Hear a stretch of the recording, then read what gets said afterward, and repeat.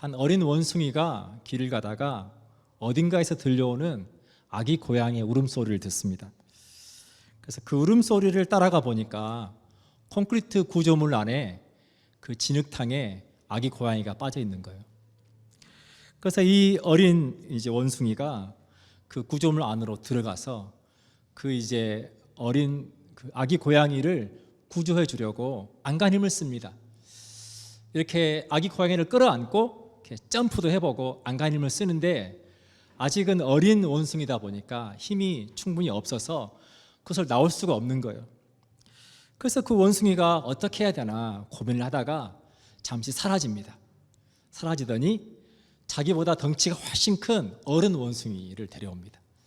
그리고 그 어른 원숭이에게 부탁을 하는 거죠. 근데 그 어른 원숭이는 그 진흙탕에 들어가서 그 아기 고양이를 구해줄 마음이 없어요. 그러니까 그냥 그 어른 원숭이가 떠나버리고 맙니다. 그러니까 다시 또 이 어린 원숭이가 그 진흙탕 안에 들어와서 이렇게 아기 고양이를 끌어안습니다. 끌어안고 이렇게 쓰다듬으면서 이걸 어떻게 하나 이렇게 하고 있어요. 그러다가 뭔가를 결심한 듯이 다시 사라집니다. 그리고 나서 그가 놀랍게도 사람을 데려옵니다. 사람을 데려와서 사람이 그 콘크리트 이 구조물 안에 빠져 있는 아기 고양이를 구조해 내는 장면을 봅니다. 참 놀라운 장면이죠. 저는 그 장면을 보면서 뭘 생각했냐면 하나님은 문제 가운데 빠져 있는 우리를 어떻게 구조하시나. 그래서 오늘 저는 설교 제목을 하나님께서 우리의 문제를 해결하시는 방법으로 잡았습니다. 사랑하는 여러분, 하나님은 우리와 함께 하십니다. 하나님은 우리의 모든 일을 다 아십니다. 좋은 일만 아시는 것이 아니라 문제도 아픔도 상처도 고통도 아십니다. 그리고 아시는 그 하나님께서 우리의 삶 가운데 개입하신다는 거예요. 오늘 그 어린 원숭이가 그 콘크리트 안으로 그 진흙탕으로 기꺼이 들어갔던 것처럼 하나님께서 우리의 삶의 진흙탕 같은 때로는 소망 없는 삶의 자리에 하나님께서 친히 우리와 함께 하신다는 거예요. 그래서 우리가 신앙생활을 할 때 하나님께서 어떻게 우리의 문제를 해결해 주시는지 이해하는 것이 너무나 중요합니다. 오늘 1절은 이렇게 시작합니다. 에훗이 죽으니 이스라엘 자손이 또 여호와의 목전에 악을 행하매.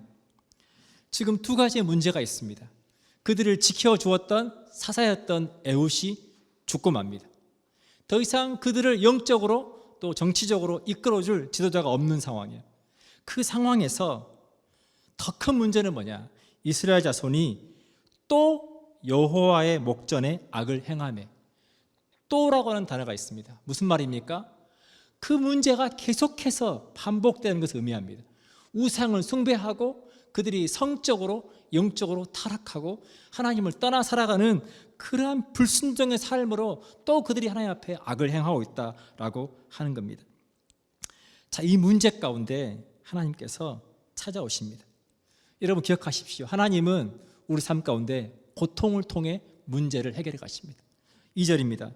여호와께서 하솔에서 통치하는 가나안 왕 야빈의 손에 그들을 파하셨으니 그의 군대 장관은 하로셋 학고임에 거주하는 시스라요. 하나님께서 이스라엘 자손들을 가나안 땅 이방 왕에게 팔았다라고 되어 있습니다. 여러분 어느 부모가 여러분 자식에게 그렇게 할 수 있겠어요? 그런데 우리가 자녀들을 양육하다 보면 아이들이 잘못된 길을 걸어갈 때 괜찮아, 네가 하고 싶은 대로 마음껏 해 라고 하는 부모가 여러분 어디 있겠어요? 잘못된 길을 갈 때 여러분 고통을 통해서 징계하고 정말 그 자녀가 잘못된 길로부터 돌이키도록 하는 것이 부모 역할인 것처럼 우리가 때로는 잘못된 길에 있을 때, 우리가 문제 가운데 있을 때 하나님은 우리와 함께 하셔서 고통을 통해서 문제를 해결해 가신다라고 하는 거예요. 그래서 히브리서 12장 5절로 6절은 우리에게 이렇게 말해줍니다. 또 아들들에게 권하는 것 같이 너희에게 권면하신 말씀도 잊었도다. 일러스되 내 아들아 주의 징계하심을 경히 여기지 말며 그에게 꾸지람을 받을 때에 낙심하지 말라. 어느 누구도 문제를 즐거워하는 사람은 없습니다. 고통을 즐거워하는 사람은 없습니다.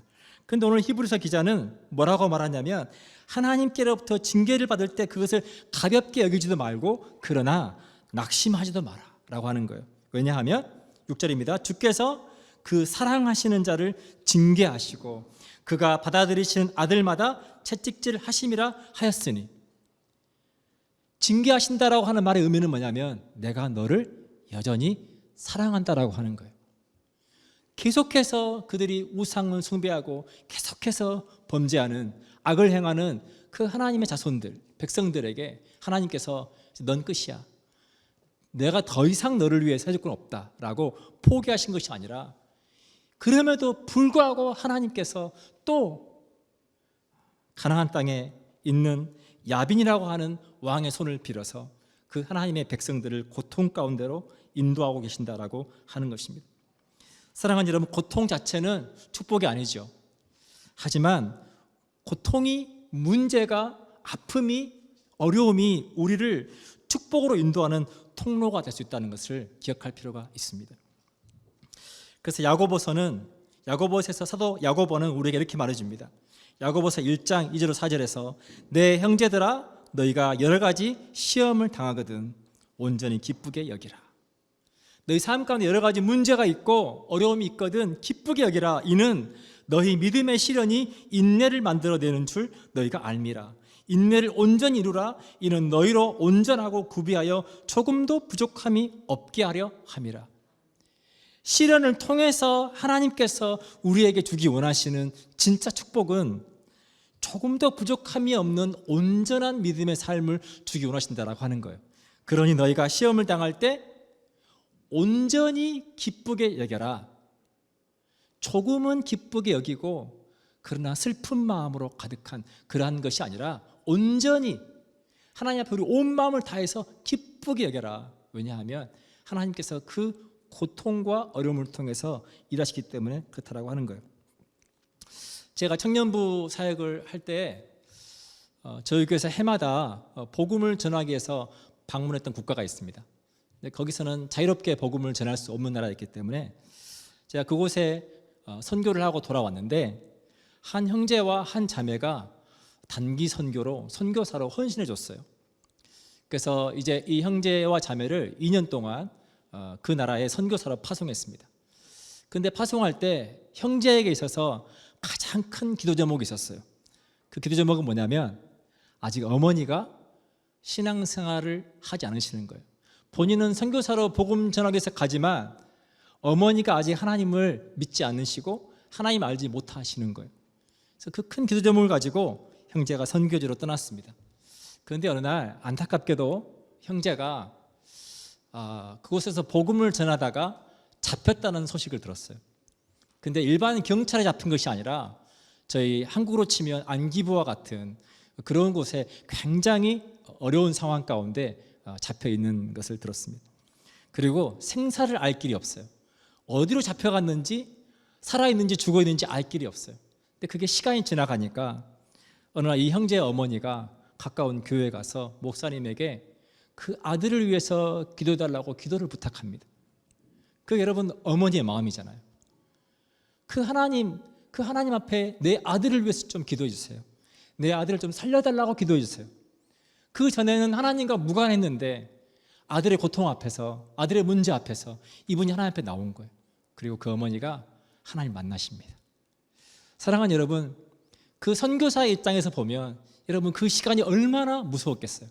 얼마나 두렵고 얼마나 고통스럽고 얼마나 아팠겠어요. 근데 그것을 통해서 지옥에 갈 수밖에 없었던 어머니, 하나님 알지 못하는 것 때문에 죽을 수밖에 없었던 그 어머니를 하나님께서 구원해 주셨다라고 하는 거예요.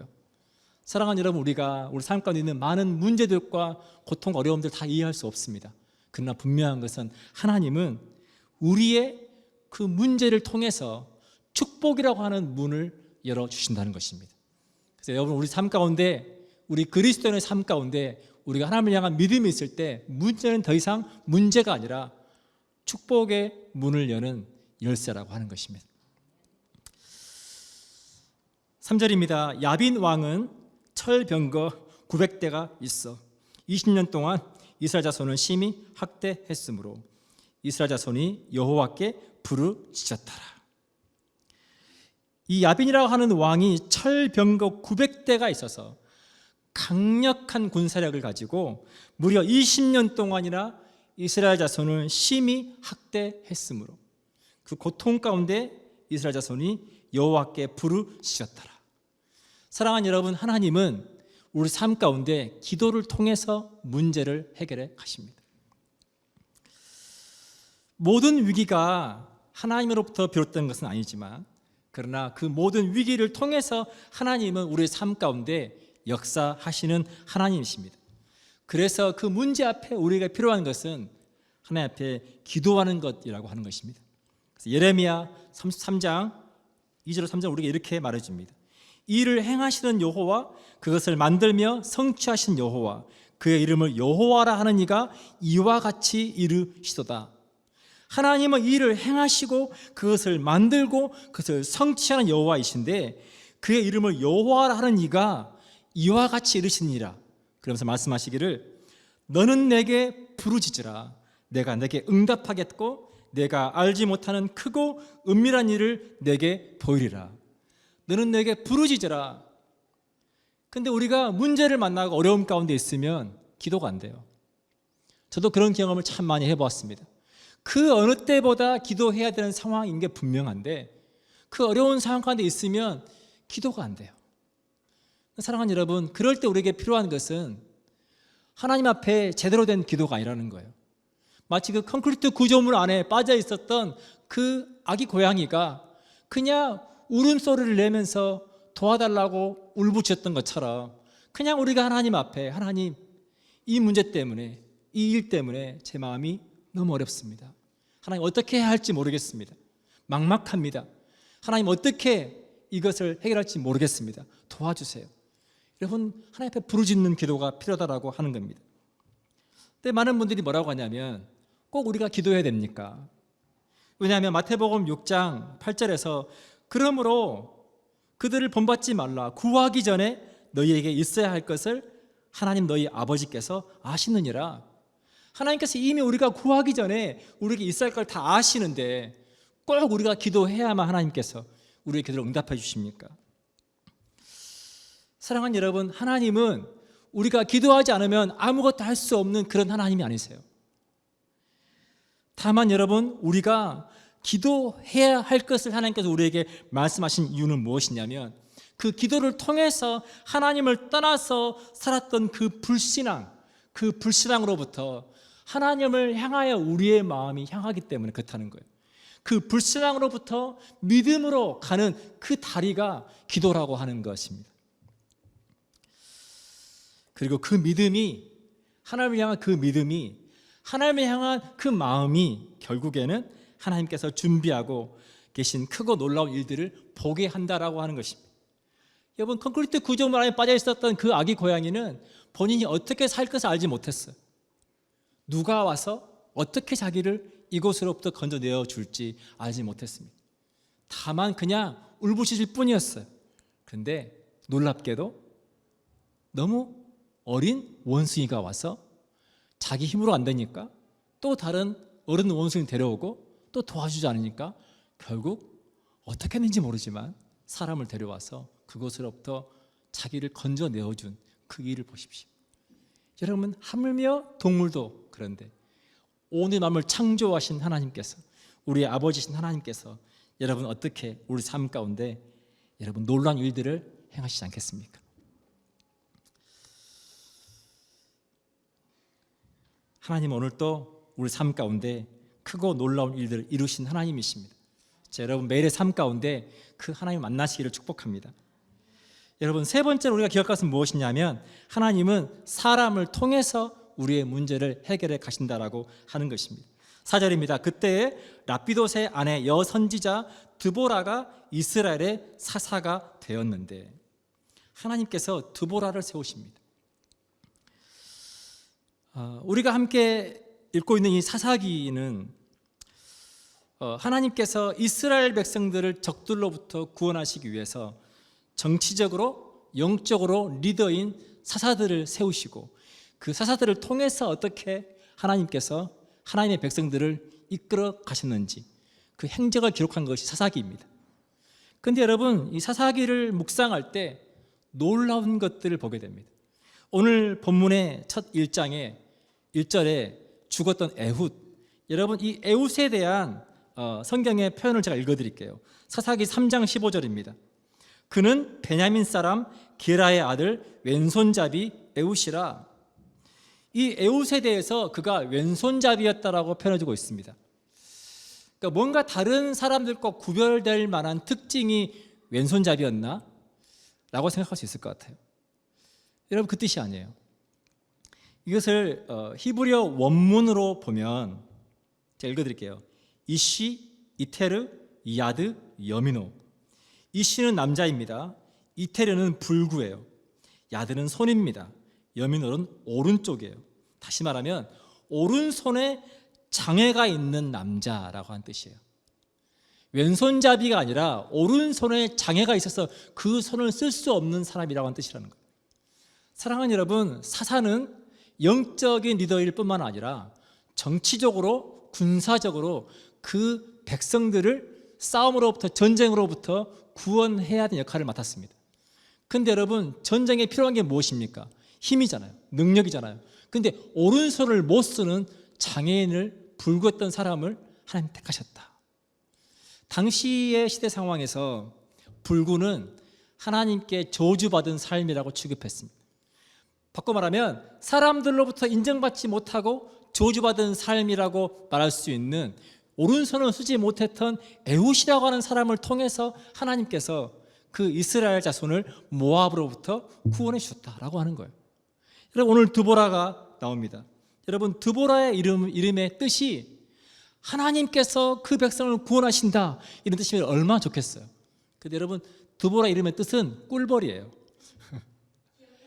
전쟁과는 전혀 무관해 보이는, 도무지 뭔가 강함이라고는 나타나 있지 않는, 그런데 사사 중에서 유일하게 선지자였던 드보라를 하나님께서 세우십니다. 이스라엘 자손들의 고통의 부르짖음 앞에 하나님께서 세우신 사사가 드보라라고 하는 거예요. 여러분, 무슨 의미입니까? 하나님께서 하나님의 백성들의 삶 가운데 그분의 전적인 은혜로 하나님께서 그들을 구원해 가신다라고 하는 거예요. 우리가 이해할 수 있는 방법으로 우리가 기도할 때 하나님께서 지금 내 이 문제 가운데 이런 사람들을 통해서, 이런 일을 통해서 이렇게 이루어 가시겠지, 우리의 기대가 아니라 하나님의 전적인 은혜로 그분의 일을 이루어 가신다라고 하는 거예요.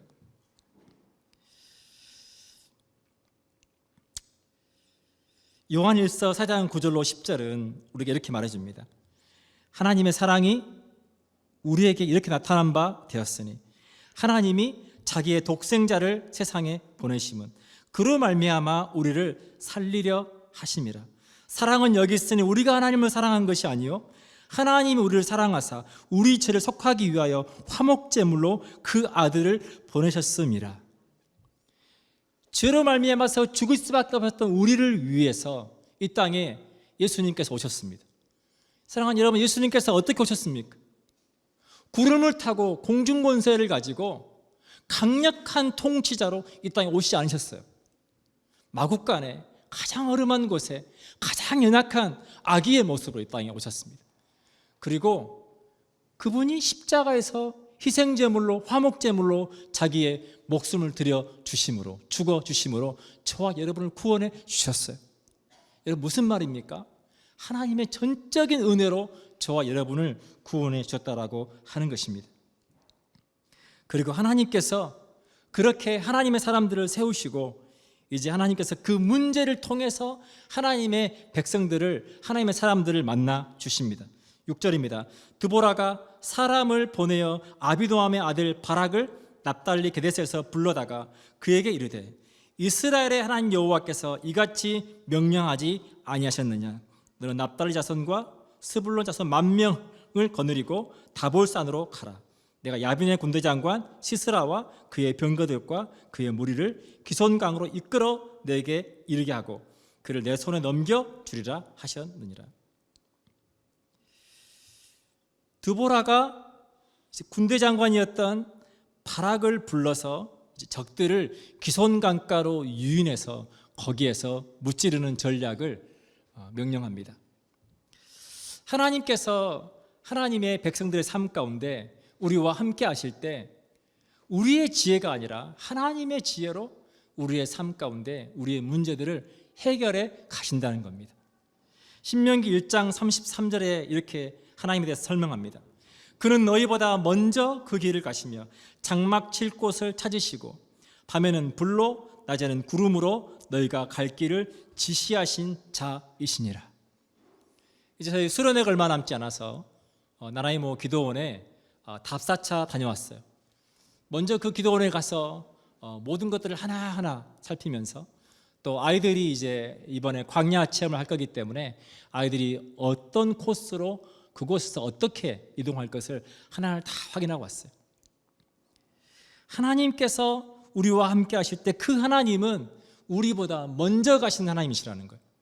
먼저 가셔서 우리의 그 문제 가운데 어떻게 그것들을 해결하고 그것들이 어떻게 그 문제가 축복이 되게 할 것인지를 앞서 가셔서 예비하시는 하나님이시라고 하는 것입니다. 그리고 하나님께서 밤에는 불로 낮에는 구름으로 그 백성들의 갈 길을 지시하시는 하나님이시다. 그러니 우리가 문제 가운데 있을 때 우리에게 필요한 것은 그 하나님을 바라보는 것이라고 하는 겁니다. 그래서 우리가 기도해야 된다는 거예요.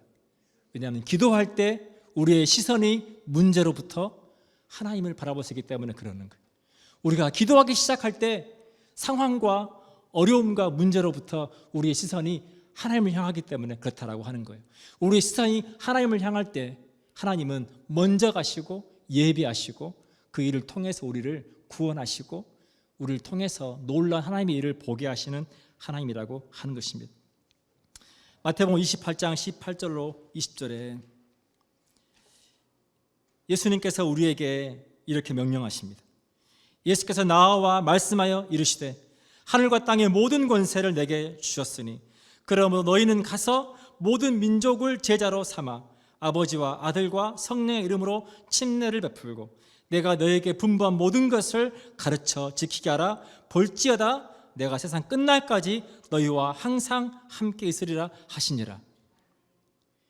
하나님은 우리의 문제가 문제로 머물지 않고 그 문제를 통해서 우리가 하나님을 만나고 하나님을 경험하고 우리가 만난 그 하나님, 경험한 그 하나님, 우리가 경험한 그 하나님의 사랑을 우리를 통해서 아직도 하나님 알지 못하는 세상에 전하고 그 사람들에게 하나님의 말씀을 나누는 소명자로 저와 여러분을 부르셨다는 것입니다. 사랑하는 여러분, 여러분 삶 가운데 문제가 있습니까? 하나님은 그 문제를 통해서 저 여러분을 만나주기 원하시고 그 문제를 통해서 하나님은 그 수많은 일들 속에서 아파하고 고통하는 세상을 구원하기를 원하십니다. 그 하나님 앞에 믿음으로 나아갈 수 있기를 축복합니다. 기도하겠습니다.